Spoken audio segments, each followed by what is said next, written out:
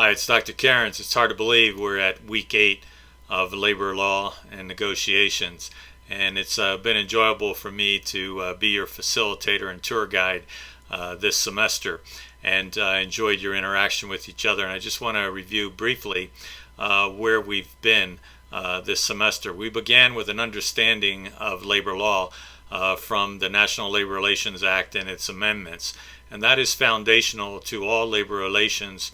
And there is a mirror law for those areas in the federal employment area for railroads and airports that mirrors what happens with the National Labor Relations Act, although we did not focus on that aspect, but just be aware of that. There are a couple different nuances with that.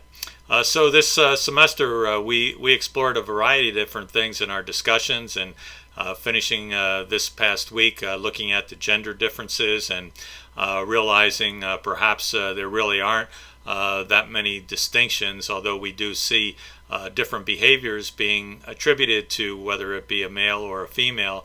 But I really think about it in terms of effectiveness, and I've had female bosses, and I will say the more collaborative style than perhaps my male bosses who had a much more competitive in-your-face style. But you can't make maybe universal generalizations, because I did have some female bosses who did behave just like the male bosses that I had. So it really comes down to what is the style that's necessary to achieve the outcomes that you want.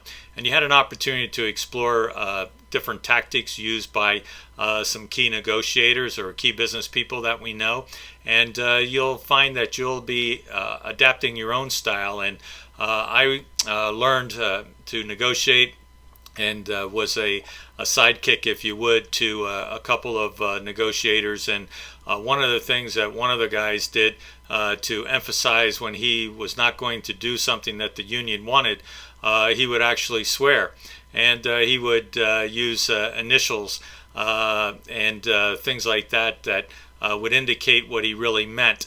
And I thought, well, you know what, that's not me, and how am I going to convince these leaders that I'm going to be negotiating with that there's no way I'm going to grant them what they want.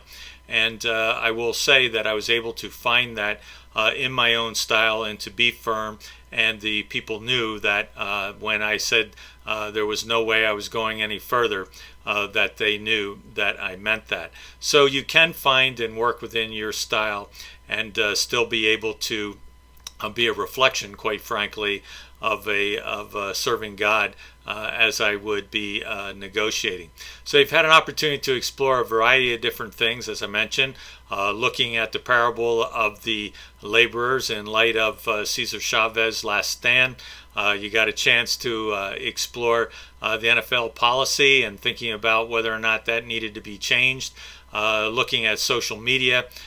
So it was really a great opportunity to explore different avenues with you. So this week you finish up with Getting to Yes, which I mentioned at the outset is a book that I found early on in my career, and it's on my shelf, and is one, quite frankly, that William Ury has a lot of great things. He has a TED Talk on negotiations as well that I use in other classes. So be thinking about those pieces of Getting to Yes and how you might incorporate that with your style. I'm glad you also had a chance to examine yes or no decisions and thinking about that. So I've enjoyed having you as students this semester. I know all of you. You're going to be finishing also with the SHRM module, Employee and Labor Relations, and the quizzes that are associated with that. That will help you prepare in the event you want to sit for the Assurance of Learning exam certificate, which you're eligible to do as a result of the HR concentration. So completing that along with the MBM program. So with that, if you have any questions or concerns, please let me know. Also, I want to wish everybody a happy Christmas, and I'll leave you with this. What do you call a bankrupt Santa? St. Nicholas. Have a blessed week, and it's been a pleasure having you all as students.